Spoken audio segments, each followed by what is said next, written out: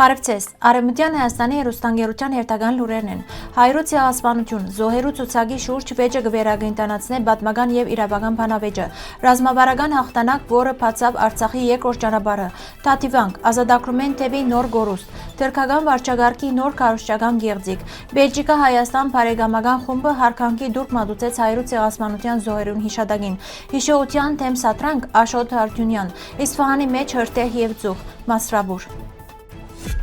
Արևմտյան Հայաստանի Հանրապետության նախագահ Արմենակ Աբրահամյան գկրե Հայաստանի վարչապետ Նիկոլ Փաշինյանի վերջին հայտարարությունը, ըստ որուն անհրաժեշտ է ներկայացնել հայրույց ցեղասպանության զոհերու անունները 1854-1923 թվականներուն Արևմտյան Հայաստանի մեջ կատարված, առաջացուցած է ուժեղ արձագանք ակադեմիական եւ իրավական շրջանակներուն մեջ, ինչպես նաեւ Արևմտյան Հայաստանի գառույցներեն ներս։ Այս առաջարկին յետևը, որ առաջին հայացքին գրնա թվիլ պատմական ճշգրտության ցկտում, իրականության մեջ կգանքնի հիմնարար հարցը կապված ցեղասպանության էության եւ միջազգային իրավունքին մեջ ապացուցման բանջարներուն հետ։ Պատմական առումով միայն 1915-1921 թվականներուն ամերիկյան Nearest Relief կազմակերպությունը ծախսած է $60 միլիոն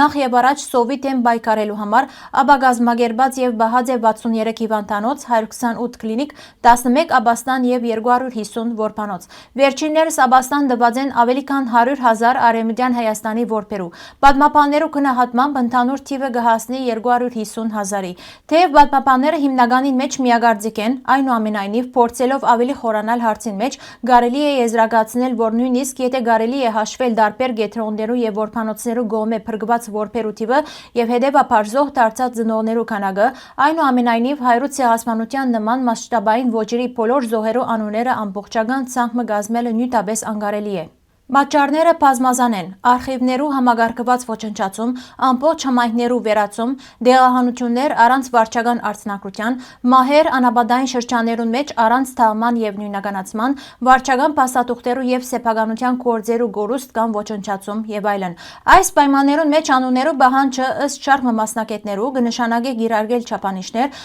որոնք անհամապատասխան են 20-րդ դարու սկիզբի զանգվածային ոճիրներու իրականության։ Միջազգային մագարտակով ջանցված ովևէ ցեղասպանություն չէ հիմնված զոհերու ամբողջական անվանացանկի վրա։ Միջազգային իրավունքը չի պահանջեր ամբողջական անվանացանք, այլ կհիմնվի փոխ լրացնող ապացույցներու ամբողջության վրա։ Միջազգային դատական փորձառությունը, մասնավորապես միջազգային դատարանին մեջ հստակ կսահմանե, որ ցեղասպանության ապացուցումը կհիմնվի ովևէ խումբի ոչնչացման մտադրության վրա, գործողություններու համագարկված բնույթին վրա, նյութական ապացույցներու վրա։ Հայրու թեմ իրականացված ցեղասպանության բարակային ապացույցները բազմաթիվ են։ Գերմանական, ամերիկյան եւ ավստրո-հունգարական դիվանագիտական զեկույցներ, միսիոնարներու եւ վերաբրողներու վկայություններ, օսմանյան փաստաթուղթեր, Կոստանդնուպոլսո ռազմական դատարանի դատավճիռներ։ Նիկոլ Փաշինյանի բարձրացած հարցը ավելի իսկայուն է, քանի որ անուղագիորեն կվերապերի երեխաներու ճակատագրին։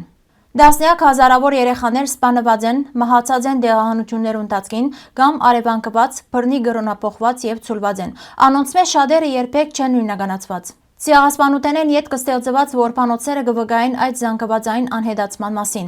Ըստ որոշ իրավաբաններու, անոնց անունները բանջելը կնշանակե ժխտել ոճերին փուն էությունը, այն, որ ան ոչ միայն ֆիզիկական ոչնչացում մներ, այլ նաեւ ինքնության չնչում։ Շարք փորձագետներ մտահոգված են նման մոդեցումի հետևանքներով։ Ան կրնա օգտագործվել ժխտողականներու կողմէ, կսահմանե ապացուցման անիրատեսական չափանիշ, կրնա թույլատրել Արևմտյան Հայաստանի հայրու իրավական բանջներու հիմքերը։ Միջազգային իրավունքին մեջ ցեղասպանության ճանաչումը գախյալ չէ անվանական հաշվառումեն, այլ համաբարփակ եւ համահունչ ապացուցում են։ Հարկելի հայրենագիցներն ամբողջությամբ կարելի է գարտալ մեր պաշտոնական կայքեն։ 1993 թվականի մարտ 27-ին Արցախի Հանրապետության եւ Արևմտյան Հայաստանի ինքնապաշտպանության ուժերը սկսան Քարվաճար Օմար գործողությունը։ Հենվելով դասական ռազմական արվեստի հիմնարար սկզբունքին, գործողական անակնկալին վրա հայկական ուժերը գործողության առաջին իսկ օրը գայծակնային հարվածներով ազատագրեցին Մարտակերտի շրջանի հյուսիս-արևմուտքը գտնվող քանի քաղաքներ, որոնք ամիսներ շարունակ գրաված էին թշնամիին կողմէ։ Իրենց հերթին Արևմտյան Հայաստանի ինքնապաշտպանության ուժերը շարունակեցին առաջխաղացումը եւ ապրիլ 1-ին մտան Քարվաճար։ 3 օր յետ ապրիլ 4-ին Օմարի Լեռնանցու շրջակա բարձրավանդակները անցան ինքնապաշտպանության ուժերուն վերահսկողության տակ։ Քարվաճարի գործողությունը բացավ երկրորդ ռազմավարական երթուղին, որ կգաբեր Արցախը Հայաստանի Հանրապետության հետ։ Թաթիվանքի հնակույն բادرուն նայելով գտվի թե գիսավեր բայց հզոր այս մշակութային համալիրը հերվեն կգանչե հիշեցնելով իր անցյալը, իր ցավն ու վերածնունդը։ Երբեմնի ազատագրված սրբավայրը այսօր գրգին կգտնվի օդար վերահսկողության տակ։ 1993 թվականի մարտ 31-ին ազատագրվեցավ Թաթիվանքը, հայկական կարևոր հոգևոր եւ պատմամշակութային կենտրոններեն մեկը։ Այս գործողությունը դարձավ Արցախի ազատագրական պայքարի կարևոր փուլերեն մեկը, ապահովելով տարածքի վերահսկողությունն ու պաշտպանությունը։ Ազատագրումը ոչ միայն ռազմական, այլև ազգային հոգևոր նշանակություն ուներ, վերականգնելով հայկական ներկայությունը թարավոր սրբավայրին մեջ։ Սակայն տարիներ յետ 2023-ին վանքը գրքին անցավ Ադրբեջանի վերահսկողության տակ։ Այս պայքարի հերոսական էջերեն մեկը կապված է Նորայր Էդուարդի Դանիելյանի անունին։ Ան ծնած է 1967 թվականին Մարտակերտի շրջանի Վարդացոր գյուղը։ 1992-ին նշանակվեցավ Մարտակերտի պաշտպանական շրջանի հրամանատար եւ մասնակցեցավ Մարտակերտի, Կելբաճարի եւ Գուպատլուի շրջաններու ինքնապաշտպանական եւ ազատագրական մարտերուն։ 1993-ին ընդրվեցավ Լեռնային Ղարաբաղի Հանրապետության Քերակույն խորհրդի պատգամավոր եւ ստացավ փոխգնդապետի գոչում։ Նորայր Դանիելյան զոհվեցավ 1993 թվականի հոկտեմբերին Խաչենի մեջ, մինչև այսօր լիովին չբարձված պայմաններուն տակ։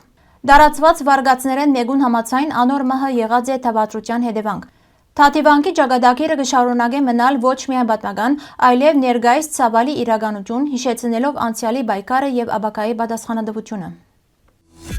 2026 թվականի ապրիլ 1-ին թուրքական վարչակարգի ազգային պաշտպանության նախարարությունը վերահաստատեց հակահայկական հայտարարությունը, բնտելով թե թույլ չի տար մոռացության մատնել հայրու գոմե ադրբեջանցիներու նկատմամբ իրականացված ցեղասպանությունը։ Ապա գործակալության հաղորդմամբ հայտարարությունը հրապարակված է մարտ 31-ի ադրբեջանցիներու ցեղասպանության օրվան առիթով, նշելով թե հայ զինյալ գազམավորումները սպանած են հազարավոր անմեղ ադրբեջանցիներ, փորձելով խեղաթյուրել պատմությունը։ Սակայն նման հայտարարություններ ոչ միայն զուրկ են գիտական եւ պատմական հիմքերը, այլև կդիտվին որպես հերթական կառուցչական փորձ շեղելու ուշադրությունը իրական պատմական փաստերեն։ Թուրքական վարչակարգը, որ մինչև այսօր կշարունակե ժխտել հայրու ցեղասպանությունը, այժմ կփորձի հագաթարց մեղադրանքներով ձևավորել գեղձ օրակարգ։ Օրեր առաջ Նիկոլ Փաշինյան հայտարարած էր պատմական անարդարության վերականգնումն հրաժարելու մասին, խաղաղության հասնելու փորձ ներկայացնելով։ Անկարան, սակայն կշարունակե օգտագործել գեղձ պատմական թեզեր քաղաքական նպատակներով, խորացնելով ժխտողական քաղաքականությունը եւ առաջ քաշելով բացահայտ անհիմն բնդումներ։